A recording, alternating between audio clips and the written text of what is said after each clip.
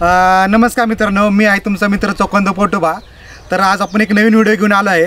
तर व्हिडिओमध्ये आज आपण बघणार आहे हॉटेल स्टाईल पोह्याची रेसिपी। आणि फक्त रेसिपी बघणार नाही तर आपण त्याच्यामध्ये व्यवसायाच्या दृष्टीने खरेदी विक्रीमध्ये होणार नफा याचा आपण एकदम डिटेलमध्ये आज आपण माहिती घेणार आहे। तर आता आपण व्हिडिओ बनवायला चालू करूया। तर मित्रांनो, आपण जे पोहे बनवणार आहे ते अर्धा किलो या प्रमाणात असणार आहे। म्हणजे अर्धा किलो पोह्यासाठी जे तुम्हाला घटक टाकायचे आहेत त्याचं प्रमाण मी एकदम डिटेलमध्ये सांगणार आहे।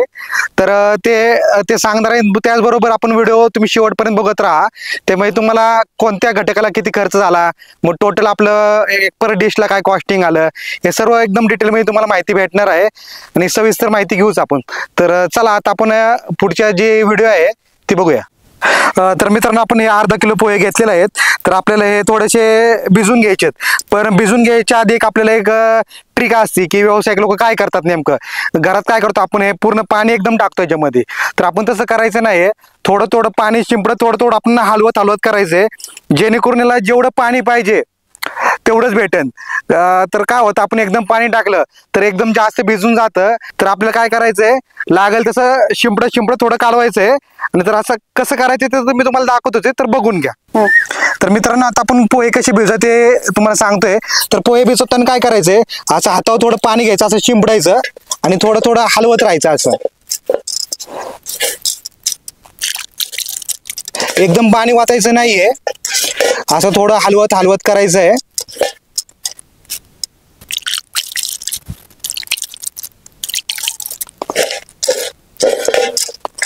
आता पाहू शकतो मित्रांनो, आता आपले पोहे जवळपास इकडं ओलावा आलेला आहे आणि हा ओलावा ना प्रमाणात आहे। ओलावा जास्त प्रमाणात ओलं करून काय होतं की जे पोहे असतात आपले भिजल्या गेल्याने काय होतं, तुकडे तुकडे पडतात। मग त्यामुळे काय होतं, जरी खाण्यातली जी मजा असते ती निघून जाते। त्यामुळे काय करायचं आपल्याला की थोडं हलवत हलवत पाणी टाकायचंय आणि एक साधारण 5 मिनिटं आपल्याला असंच ठेवायचंय। आणि नंतर आपण जे पोहे करताना वापरू शकतो। एक 5 मिनिटात एकदम व्यवस्थित भिजून जातात आणि तुकडेही होत नाहीत। तर मित्रांनो, आपण अर्धा किलोचे पोहे बनवणार आहे। तर अर्धा किलोसाठी जे आपल्याला घटकांचे प्रमाण लागणार आहे ते प्रमाण आधी आपण समजून घेऊ। आणि हेच प्रमाण आपण व्यावसायिक लोक फॉलो करतात, तर आपण पण त्याचप्रमाणे आपण केलं पाहिजे। तर मित्रांनो, आता आपण काय करूया, अर्धा किलो पोह्यासाठी जे लागणारे घटक आहेत त्याचे वजनी प्रमाण घेऊया। तर कांदे पोहे म्हटले तर सगळ्यात प्रमुख घटक आहे कांदा। तर आपल्याला अर्धा किलोसाठी काय करायचे आहे, 200 ग्रॅम कांदा घ्यायचा आहे। त्याचबरोबर 40 ग्रॅम मिरची घ्यायची आहे, एक 50 ग्रॅम तेल घ्यायचं आहे आणि एक लक्षात घ्यायचं आहे आपल्या आपल्या आवडीनुसार शेंगदाणे घ्यायचे आहेत। तर आम्ही काय केलेलं आहे, अर्धा किलोसाठी एक 100 ग्रॅम शेंगदाणे घेतलेले आहेत। त्याचबरोबर आम्ही काय केलेलं आहे, जिरं मोहरी आणि हळद हे प्रत्येकी 5 ग्रॅम घेतलेलं आहे आणि चवीनुसार मीठ घेतलेलं आहे। आणि आपले गार्निशिंग आणि थोडी टेस्ट यावी या हिशोबाने आपण कोथिंबीर घेतलेली आहे। आणि कढीपत्ता एक महत्त्वाचा आयटम आहे। तर आपण एक 20 ते 25 पानं कढीपत्त्याचे वापरायचे आहेत की जेणेकरून चांगले फ्लेवर येतील आणि आपले कांदे पोहे चवीला एकदम उत्कृष्ट लागतात। तर मित्रांनो, आपण आता काय करायचं आहे, आपण अर्धा किलो कांदे पोह्यासाठी लागणारे जे घटक आहेत त्याचं कॉस्टिंग बघायचं आहे की जेणेकरून आपल्या व्हिडिओच्या शेवटी कळून जाईल की आपल्याला किती फायदा आणि नफा होणार आहे। तर आपण माहिती घेऊया।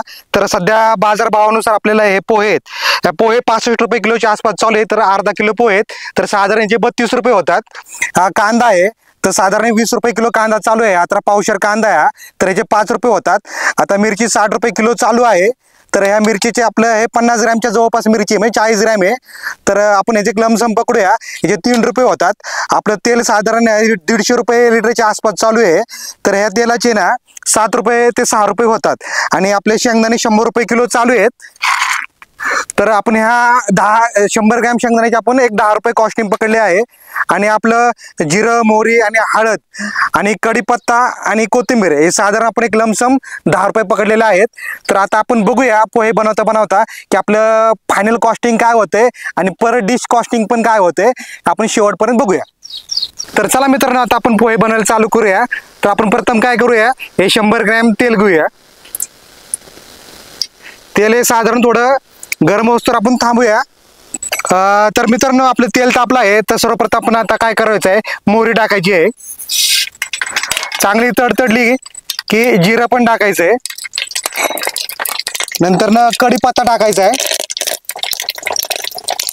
त्याचबरोबर कांदा टाकायचा आहे।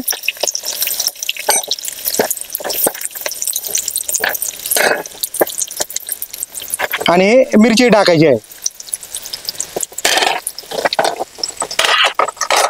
तेलामध्ये हे चांगलं भाजून घ्यायचं आहे, जेणेकरून मिरचीचा आणि कढीपत्त्याचा आणि कांद्याचा फ्लेवर या तेलामध्ये उतरेल. एक साधारण 5 ते 10 मिनिटं आपण चांगलं तेलामध्ये परतून घ्यायचं आहे. साधारण लालसर कांदा होईस्तोवर आपल्याला परतायचा आहे. मित्रांनो, साधारण कांदा एक 5 मिनिटं भाजून झाल्यानंतर ना काय करायचं आहे, आपल्याला याच्यामध्ये आपल्याला शेंगदाणे टाकायचे आहेत. शेंगदाणे 5 मिनिटांचं टाकायचे. याचं कारण असं की काय होतं की आपण सुरुवातीलाच आपले शेंगदाणे टाकले तर थोडा करपट फ्लेवर येतो त्याला. तर काय करायचंय, साधारण कांदा अर्धवट भाजत आला की आपण शेंगदाणे टाकायचे. तर मग त्याचं योग्य प्रमाणात ते भाजले जातात आणि चव चांगली येते. मित्रांनो, आपले कांदे पोहे खमंग आणि रुचकर करायचे असतील तर नेहमी लक्षात ठेवायचं आहे, आपल्या तेलामध्ये कांदा, मिरची आणि कढीपत्ता हा एकदम व्यवस्थित भाजून घ्यायचा आहे. आपण जेवढे व्यवस्थित भाजणार तेवढे आपले पोहे एकदम खमंग आणि एकदम चवीला उत्कृष्ट लागणार आहेत. लक्षात घ्यायचंय की भाजणी खूप महत्वाची आहे. बघू शकता मित्रांनो, आपले शेंगदाणे आता लालसर चांगले भाजून झालेले आहेत आणि आपला कांदाही साधारण गोल्डन फ्रायच्या जवळपास आलेला आहे. बघू शकता आणि सुगंध एकदम सुरेख यायला लागलेला आहे आणि आपला कढीपत्त्याचा फ्लेवर येत आहे, सुगंध चांगला येत आहे. आणि मिरचीचा पण एक साधारण एक छोटासा ठसका असतो, तो ठसका आला तरच आपल्याला चव येणार आहे चांगली. तर मित्रांनो, आता आपण बघू शकता कांदे एकदम उत्कृष्ट प्रकारे लालसर भाजलेले आहेत. आता हे स्टेज आल्यानंतर आपण काय करायचंय, हळद टाकायची. तर हळदीचं कसं राहतं, कुणाची हळद थोडी जास्त स्ट्रॉंग असते, तर तुमच्या हळदीचं कसं प्रमाण आहे त्यानुसार तुम्ही हळद टाका. हळद टाकल्यानंतर साधारण थोडंसं परतून घ्यायचं आपल्याला. तर मित्रांनो, आपला जो कांदे पोह्याचा मसाला आहे तो सगळा व्यवस्थित भाजून झालेला आहे. तर आता आपण काय करायचं, याच्यामध्ये आता पोहे टाकून घेऊ.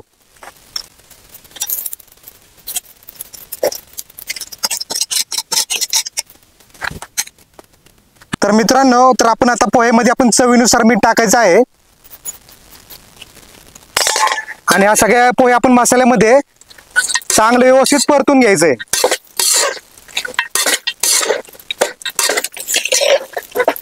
पाहू शकतो मित्रांनो, आता हळदीचा आणि मसाल्याचा रंग पोह्याला हळूहळू येऊ लागलेला आहे आणि आपले पोहे दिसायला एकदम उत्कृष्ट दिसायला लागलेले बघू शकता मित्रांनो तुम्ही.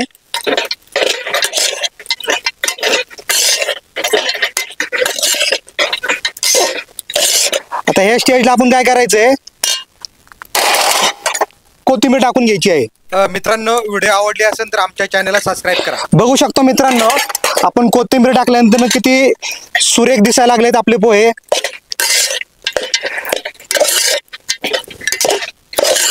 तर हा पोह्याचा व्हिडिओ करण्यामागचं उद्दिष्ट असं की पोह्याचा व्यवसाय हा फुल टाइम करण्यासारखा नाहीये, तर पार्ट टाइम करू शकतो आपण. नाश्त्याचा टायमिंग जनरली सकाळी 7 ते 10 पर्यंत लोक नाश्ता करतात, त्या पिरियडमध्ये आपण हा व्यवसाय करू शकतो. पण आपले जे तरुण उद्योजक आहेत त्यांना काय व्यवसायाची समजा आयडिया नाही, तर त्यांना आयडिया भेटावी या हिशोबाने आपण आज रेसिपी केलेली आहे. त्याच्यामध्ये आपण संपूर्ण गोष्टी कव्हर केलेल्या आहेत. तर एकदम प्रोफेशनल स्ट्रीट फूड म्हणून आपण, तर त्या स्ट्रीट फूडमध्ये किती प्रमाण असतं त्या प्रमाणामुळे चव येते. आपण ते कळावं म्हणून आपण अर्धा किलोच्या प्रमाणात काय काय घटक लागणार त्याची सविस्तर माहिती घेतलेली आहे. त्याला लागणारा खर्च वगैरे सगळं आपण घेतलेला आहे. तर व्हिडिओच्या शेवटपर्यंत आपण टोटल किती खर्च आला पर प्लेट हेही सांगू तुम्हाला. तर व्हिडिओ शेवटपर्यंत बघत राहा. तर बघू शकतो मित्रांनो, आपण जसं जसं पोहे परतत चाललेला आहे, उत्कृष्ट प्रकारे कलर आलेला आहे पोह्यांना, बघू शकता तुम्ही. आणि सुगंधही खूप छान येत आहे. साधारण एक 5 मिनिटं परतल्यानंतर आपले पोहे खाण्यासाठी रेडी आहेत. मित्रांनो, आपल्या पोहे आता झालेले आहेत. पाहू शकता एकदम मऊ लुसलुशीत आणि दिसायला एकदम सुंदर आणि खमंग चवीचे असे आपले पोहे तयार झालेले आहेत. मित्रांनो, तुम्ही या गोष्टीचा एकदा विचार करा. पोह्याचा व्यवसाय खरंच खूप प्रॉफिट देणार आहे. तर व्हिडिओच्या शेवटपर्यंत तुम्हाला मी सांगेलच किती प्रॉफिट आहे काय आहे.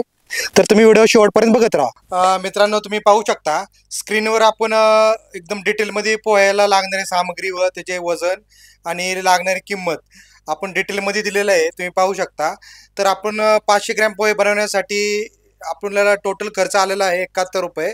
त्याच्यामध्ये आपण सगळं सामग्रीचे एकदम त्याच्या वजनेप्रमाणे किंमत दिलेली आहे. त्यामुळे आपण कॉस्टिंग म्हणू, 500 ग्रॅम पोह्यासाठी आपलं प्रोडक्शन कॉस्ट ही 71 रुपये आलेली आहे. तर मित्रांनो, तुम्हाला आता समजले असेल की 500 ग्रॅम पोहे बनवण्यासाठी आपण इतर घटक वापरले, ते सर्व घटक मिळून आपले 750 ग्रॅम कांदे पोहे बनले.